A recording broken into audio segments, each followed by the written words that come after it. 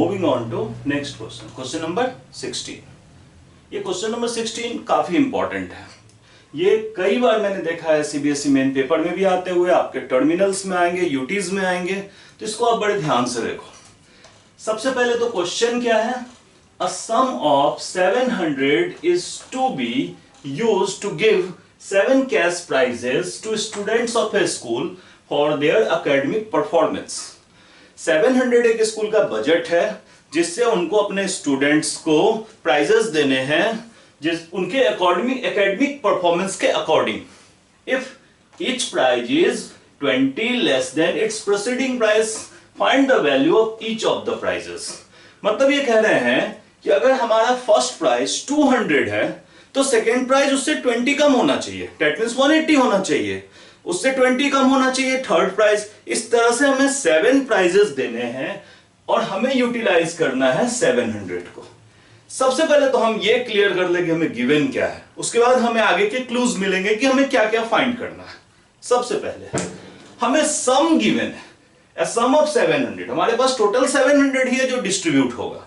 तो सबसे पहले तो सम ऑफ 7 टर्म्स गिवन है which is 700। Clearly number of terms भी गिवन है, number of prizes is number of terms 7। इसके बाद हमें एक चीज और गिवन है, प्रीवियस प्राइस से नेक्स्ट प्राइस जो होगा वो 20 लेस होगा। मतलब अगर प्रीवियस 100 है तो नेक्स्ट 80 होगा।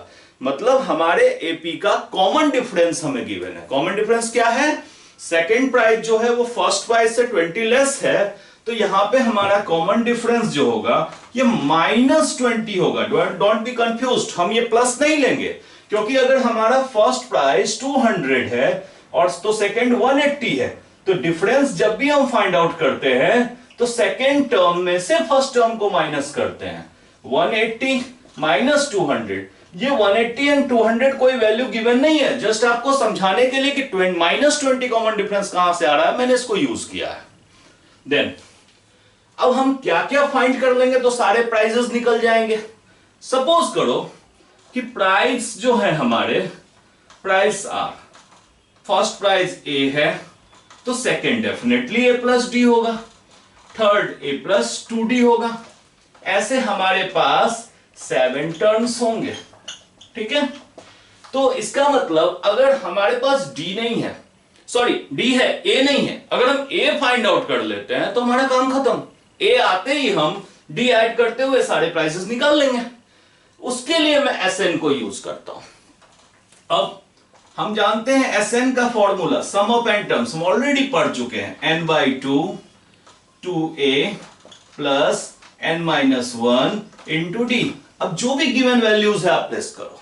SN sum of 7 terms, it is already given as 700।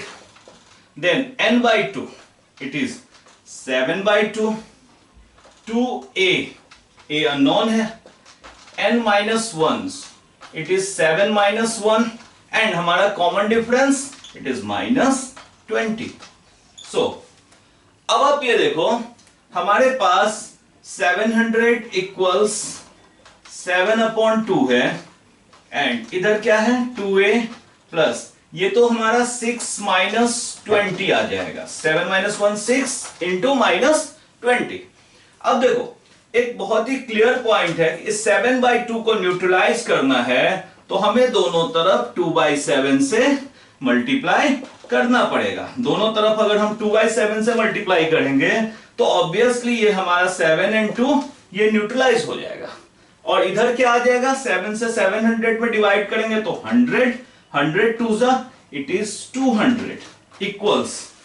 अब हमारे पास इधर तो कुछ भी नहीं है, 1 है, 2a plus minus 6 2 12 it is 120। That means हम अब आगे देखते हैं, हमारे पास यहां 200 है, इधर है 2a माइनस 120। दोनों तरफ अगर हम 120 प्लस कर दें तो हमारे पास क्या आ जाएगा, it is 200 plus 120 it is 320 and ये तो दोनों कैंसिल्ड आउट, हमारे पास 2a आ गया। मतलब फाइनली हमारे पास आ रहा है 2a इक्वल्स टू 320। अब a फाइंड आउट करना है तो हम दोनों में 2 से डिवाइड कर देते हैं, तो a इक्वल्स टू 160। अब हमें बताना है कि 7 प्राइजेस क्या है। तो प्राइजेस कैसे थे? फर्स्ट प्राइज आर, सबसे पहला प्राइज ए था, दैट इज 160। सेकेंड प्राइज क्या था? A plus D, that is 160 minus 20, D is minus 20। तो हमारा सेकेंड प्राइज जो था ये 140। इसी तरह से थर्ड प्राइज क्या होगा?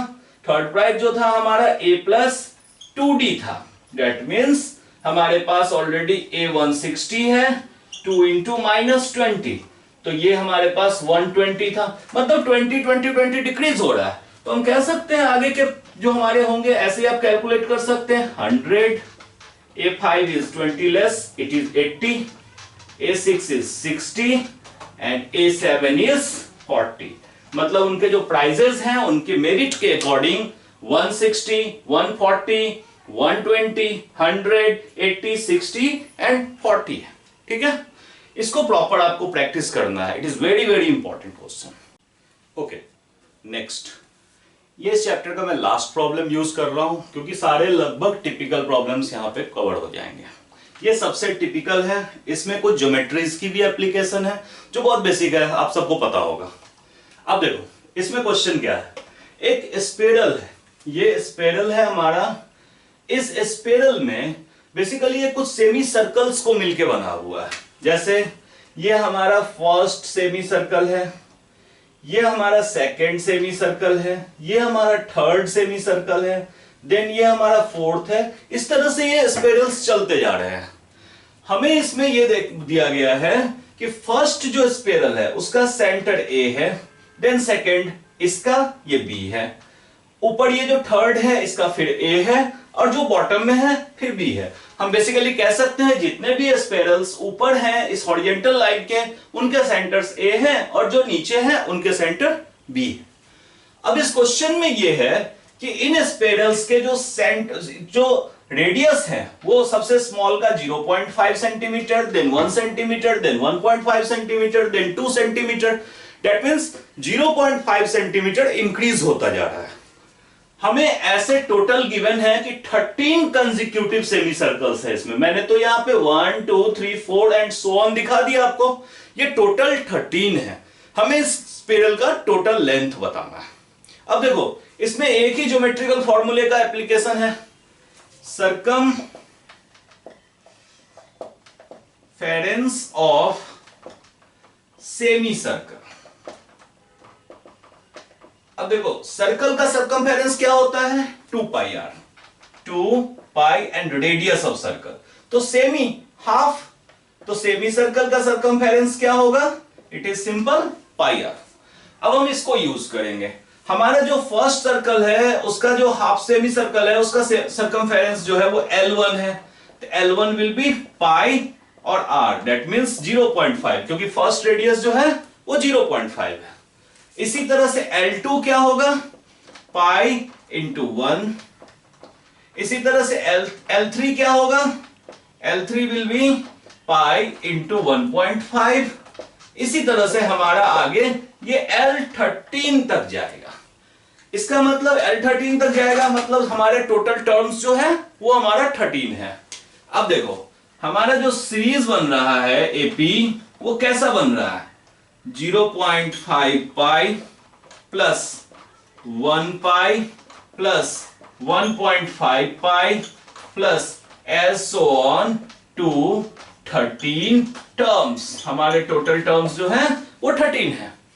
अब इस सम के लिए हम इसमें से पाई को कॉमन ले लेते हैं। इवन कि पाई क्या हम 0.5 को भी कॉमन ले सकते हैं, बट मैं सिंपल अभी रखता हूं, पाई को कॉमन ले लेते हैं। 0.5 1 1.5 plus as so on to 13 terms. अब देखो हमारा ये एक एपी है 0.5, हमने फिर ऐड किया 0.5 तो 1 में 0.5 ऐड किया तो 1.5, देन 2, मतलब ये एक एपी है जिसमें फर्स्ट टर्म जो है वो 0.5 है एंड कॉमन डिफरेंस भी 0.5 है, क्योंकि 0.5 ही हम ऐड करते जा रहे हैं तो कॉमन डिफरेंस है 0.5। तो बेसिकली ये टोटल लेंथ फाइंड करने के लिए हमें इसका सम करना है। तो सम का फॉर्मूला लगा दो। What is sum? n by 2 that is 13 by 2 हमारा n है 13 n by 2 into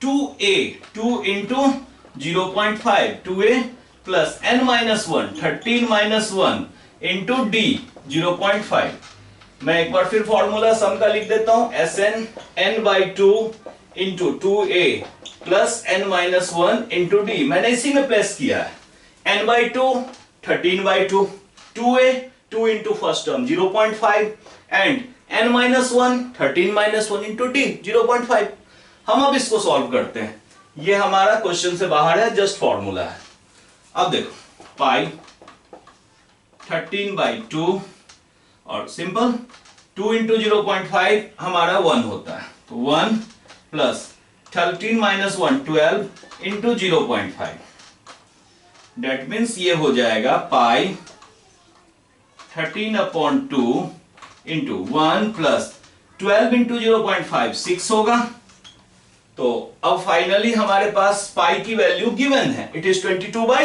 7 हमें यही यूज करना है 22 by 7 into 13 by 2 into और 6 plus 1 7 अब तो सिंपल हमें मल्टीप्लाई ही करना है 7 से 7 को कैंसिल कर दो आप 2 से 11 को कैंसिल कर दो अब आप 13 से 11 में मल्टीप्लाई करोगे तो it will be 143 and very important centimetre लगाना नहीं भूल रहा है बिना यूनिट के ये वैल्यूज मीनिंगलेस है ओके थैंक्स ये हमारा लास्ट क्वेश्चन था 5.3 चैप्टर का अब आप जो बचे हुए क्वेश्चंस हैं उनको रिवाइज करो कोई भी प्रॉब्लम आती है कमेंट में डालो उसको नेक्स्ट वीडियो में मैं सॉल्व करूंगा एंड प्लीज लाइक सब्सक्राइब और शेयर करना ना भूले जिससे मैक्सिमम स्टूडेंट तक हमारे वीडियोस पहुंच सके थैंक यू